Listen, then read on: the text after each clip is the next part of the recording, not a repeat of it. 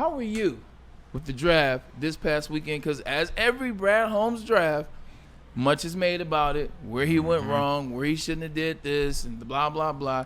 Meanwhile, he has an impeccable record and resume as it relates to that.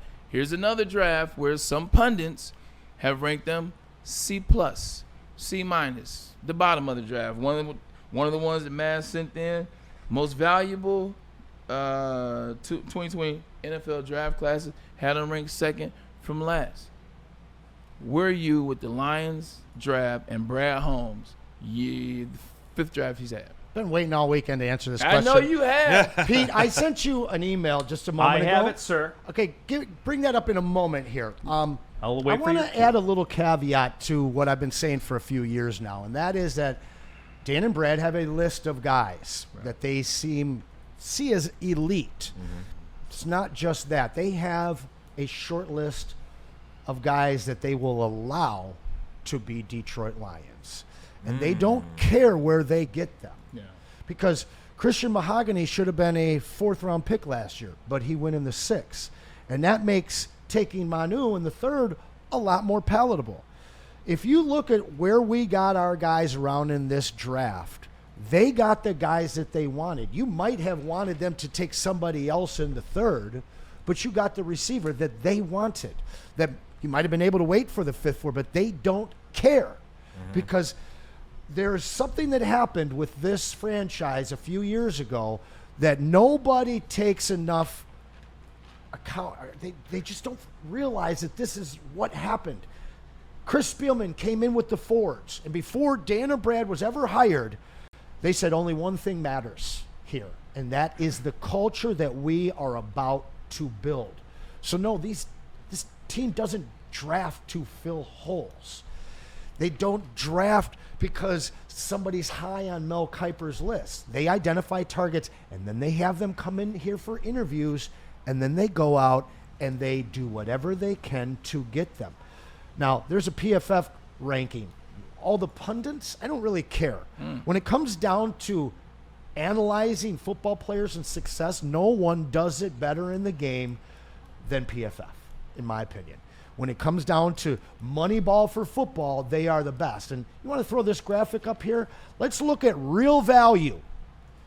I'll try to zoom in as best I can. The team in fourth at the bottom there with a plus, you see, is the Detroit Lions. Got the fourth most value out of this draft. So you can listen to the pundits, you can go to Twitter, but year in and year out, this team drafts guys that don't only play, but develop into players. And they did that again today, over the weekend. Ahmed Hassanen, you guys are going to absolutely love that kid. And he's going to make you forget all of your desperate need for an edge rusher. Yeah, no, and we saw him out of Boise State, saw him play against Penn State. He had a sack and a half, and you could see the get off the ball. Penn State is usually known for having good offensive line and good systems. So the fact that he did have success, you can kind of cancel the notion of, well, it's the competition. No, he played against Penn State, and when he played against Penn State, he did show up. So I am excited to see what that could be. And there's some other weird guys that they took. Yes. There are some other weird guys. Not weird, but there are some interesting situations. Weird where they were taken and 100%, how they got. And I want to ask you about that. Isaac Tislau, you saw what they did. They moved up to draft a player that was rated 149 on a lot of boards. And once again, it's not about where they were rated on other boards or where they were in a Lions board, but they moved up 2 picks. I want you to explain for the people out there, how did that pick go? Because a lot of people are saying, third rounder, garnered 2 picks. I'm like, not necessarily working like that. Explain how this trade went. When does the NFL draft stop being conducted? Saturday. No. I mean, when do they stop having a draft? Is it next year? Oh, is it 100 years from now? Yeah, because you can trade next year's third rounder every damn year. Yeah. And that's what we continue to do. Yeah. And you can do that. When I see Tislau, looks like a young Tim Patrick without all the health issues. And then I went on YouTube and I found some interviews with him. I watched him riding in a car with a young reporter. This kid's a lion. So you look at, hey, there's guys like Jaden Higgins, and, you could move some of these picks around. We could have gotten this guy there, and then we could have gotten this guy there instead. But you're just discounting the fact that these two, Dan and Brad, they identify guys that fit this culture, and then they go get them. This T-Slaw kid is a Detroit Lion culturally. But his on-the-field play, he's only gotten better and better, jump levels, and he truly fits the need that the Lions didn't have last year and why they went out and got Tim Patrick. Tim Patrick's in his 30s. He's got major injuries, and he was an awesome player. But in terms of getting downfield and blocking and laying the wood, because this kid blocks, but he's also a Raz freak. He's a high point guy. There it is, the Raz. The Raz is there, and realistically, you don't have to ask this guy to be anything but a 4 or 5 option on this team and a gunner on special teams for his first 2 years. But this is JMO insurance just as much as it is Tim Patrick insurance, because after Tim's gone, after this year, next year he can do the things that Tim did. The year after that, again, I'm not going to say that he has the high-end speed that JMO does, but he's still a sub 4.4 guy with a big body. And by year 3, when we really need this kid, I think everybody in Detroit's going to absolutely love him. Yeah, no, this side, JMO does run 4.2, but it's differences. Like the size that he has, the blocking. Also, he doesn't drop the ball. He's a hands-catching wide receiver. We knew when JMO first came. So it's not about him versus JMO, but he's a dynamic wide receiver, and you add all the things. I'm excited to kind of see what it is. I didn't get a chance to watch him in college, but like you, I watch film. When you watch, one of the things that I watch for wide receivers, especially big wide receivers, is where you catch the ball. His catch radius is magnificent. Also, he catches with one hand, he catches with 2 hands, but he's always catching the ball the right way. When he's catching with one hand, he's catching the corner, he's catching the back of the football. When he's catching it up top, it's like the clock. I appreciate values and things like that. So excited to see what he is, but yet again, it's the, this guy, and I'm glad you pointed out. The Lions are only looking for their guys, not this guy. How do you like me comping him to Puka Nacua? I think it's fair. Interesting. We didn't know what Puka Nacua was going to be out of BYU. We'd be lying if we said Puka was going to be what he was, that he would have 1,400 yards in his rookie season and go for 189 in Ford Field as a rookie. Inspire a team to trade a record-setting Cooper Kupp. 100% out of BYU. So it is very similar. And I think once you see something, once you see it, it's like, it can be done. Oh, maybe this is what it is. You saw this player have that type of success. Who's to say a person that doesn't get it right in the draft, and Brad Holmes, who's to say he didn't see the same thing that Les Snead saw when he saw Puka Nacua, and they bought him there. So, Pete, go ahead. Yeah, I was just going to say also, well, you can add into that, what about John Morton and Calvin Shepard? How much do they go into the decision-making regarding the players of who they want, because they're the ones running the system? Yeah, it's Dan Campbell's, overall umbrella, but they're the ones calling the shots like the conductor. So I think that really does matter, that the Lions have to fit their offensive coordinator schemes to make sure the whole system operates correct. No, I agree with you. What the Lions are doing, Pete, is how Brad Holmes picks his guys. This is a Brad Holmes guy. I'm gonna draft Jahmyr Gibbs. He's a Brad Holmes guy. I'm gonna get Sam Laporta. I'm gonna get Jack Campbell. These are Dan Campbell guys. What the coach says in J-Mo's not going to come in and tell you, hey, look, this player right here, I need him. Right. Because he understands that Brad Holmes has a fix on the draft. Okay. He has an idea and what works for him. So he's not going to come in here and try to change the system. What he'll say is, I need a wide receiver that is 6'3" to 6'4", okay, that runs 4.4 to the high 4.3 to high 4.4, okay, that can catch with his hands. So everything that T-Slaw is, that's what a coordinator will say to a Brad Holmes. This is what I need. And then now Brad Holmes, now his job is, okay, now let me go implement the Detroit Lions profile and find that guy. Okay. So that's how they work in conjunction. He's not going to tell him, go draft. Right. Blah, he's blah, not going to name a player. I just he's need this be player, and then Brad, it's up to you to go Gotcha. find that type of player that fits the aesthetic for what the Lions now are. Yeah. And realistically, when you have coaches like that coming up to you telling draft this guy, that's when you get some problems. And I in terms of that kind of an issue, we're going to talk a little bit more about it when we get to Shadur Sanders. We keep talking so much about Brad Holmes. Why don't we listen to the man himself? Here's Brad Holmes talking about the Lions. They just keep getting better. It's an ongoing, nonstop, relentless climb for just building a roster in general. So it's not a position that's off limits. We're always trying to look to get better. Sometimes there's not better out there past, maybe the current starters you have. Maybe there's not better available versus the current depth you have. But, we're always trying to look for better. And, I definitely would not be doing my job if I did not continually look at every single avenue, and which we'll continue to do for sure. I'm going to pull a Ryan Ermanni.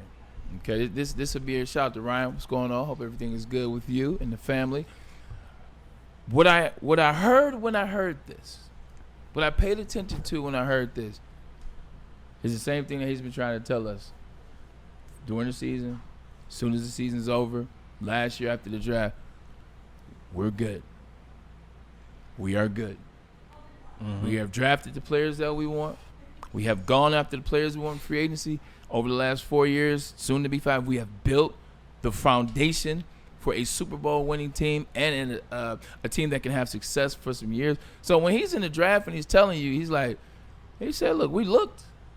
He said, but we got a lot of dogs on this team. Yeah, right. We got a lot of guys on this team that are going to have to get paid, or that we believe in, or that now this is their second year and they're going to have success, or this is their third year, and now they're going to have success. Not to mention you're getting players back from injury that are guys that are going to be on the roster for the first time. So he's like, yeah, we looked, and, where we could make some adjustments, where we could add some people, we did. But we good over here. Good. Lions fans that were confident this team was going to win the Super Bowl after the Week 18 drubbing of the Vikings, if you've lost faith at any point in this offseason, take solace in the fact that the roster as it stands today is so much better than the roster that was entering the playoffs, and even better than the roster we started the season with last year. We are better, and we were a 15-2 win team last year. It comes down to execution in the playoffs. I am very curious to see what this new look offense is going to look like.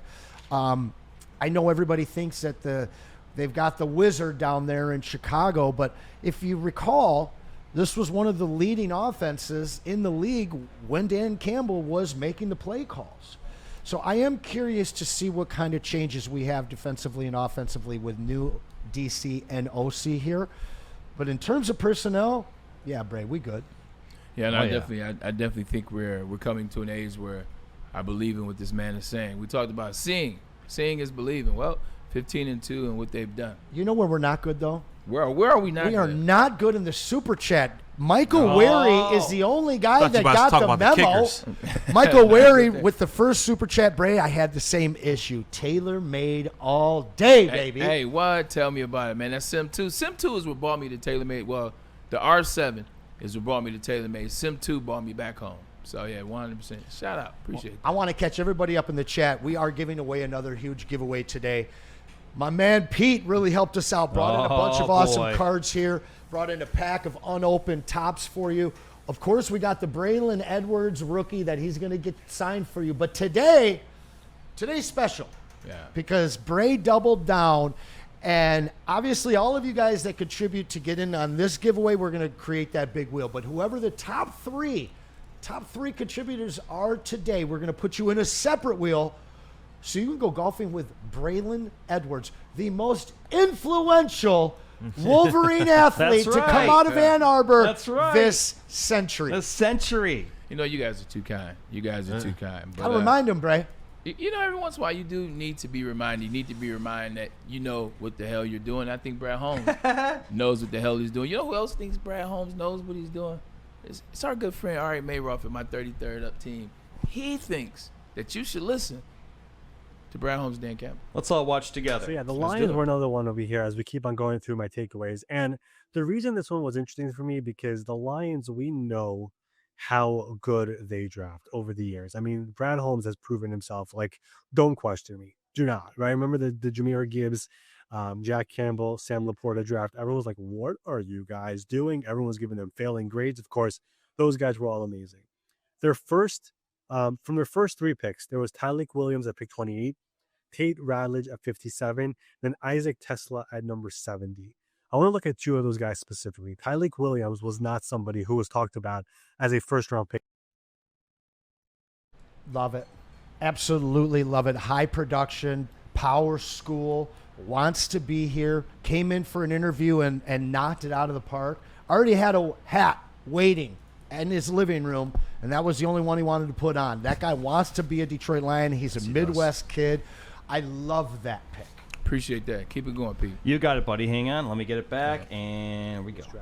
He's an exceptional run stuffer, but the Lions taking him there, I found that to be very interesting because they clearly saw something with him where it was like, no, we're taking you in the first round. Again, it's very reminiscent to me when they took Jack Campbell, when they took Sam Laporta, when they took Jahmyr Gibbs, where everyone on the consensus board, I don't have the consensus board in front of me, but Tyreek was not a number 20, I'll tell you that much. He was nowhere close to that. So them taking him there, they clearly saw something, that scouting department, Brad Holmes in particular, Dan Campbell, where it's like, no, we're taking him here.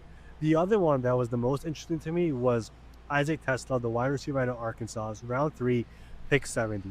Consensus board, he was somewhere in the mid 100s, I would say. If I have to go get the exact number, but he was there.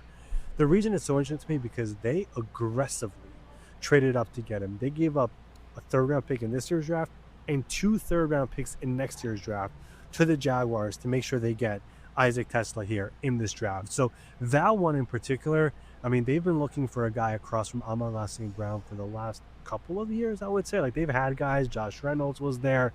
They tried a few different people there. Tim Patrick last year. They saw something with Isaac Tesla. For them to go out there and trade 3 3rd-round picks, including 2 next year, to go up to number 7 in the 3rd round to go and get him, I would be watching Isaac this entire rookie minicamp into OTAs, into... Go ahead, Bray. If Isaac Tesla does 70% of what the Detroit Lions believe that they can do this year, is number 9 here next year? It's really the question that's on a lot of people's minds because seeing this kid taking where he was, seeing the capital that they gave up, this is not a kid that they see as just somebody that's going to maybe fit in. This is a piece of their future. And I think that you have to give yourself some insurance if you have to get out from underneath J-Mo. Yeah. Let's assume that he stays out of trouble this year. Yeah. But you look at the guys that they're re-signing and you look at the championships that have been won around the league, you're not spending $50 million plus on 2 wide receivers and winning championships. I'm sure it's done. I'm sure we can go and find one. But this really gives them an out. This gives them an out, and it gives them an opportunity to trade J-Mo if this kid works out. Fair enough, Pete. Tell you what, man, if you're making that kind of a move, then I have no problem with it because if you like what you like, then you like what you like, and you might as well be what you want to be. And I think that the Lions know that they want to get the ball spread around. It helps Jahmyr Gibbs with the ball spread around. I think this is a small version of another weapon, if you will, for the Lions, and I think that that's how they're going to use Mr. Tesla is as a weapon. He's going to be running the ball as well. Yeah, no, 100%. And they want to lean heavily on the run. That's why you want them to bring him in as a 6'3" guy. He's blocks. He's 235. They want to lean in on the run for the years to come. So I definitely can't see that. How about we do this? Yes, sir. Let's take a quick commercial break. You got it, my we friend. come back. There's more going on with the Lions. Also, Kirby Joseph. Got to talk about Kirby Joseph. I feel like we negated him the last day.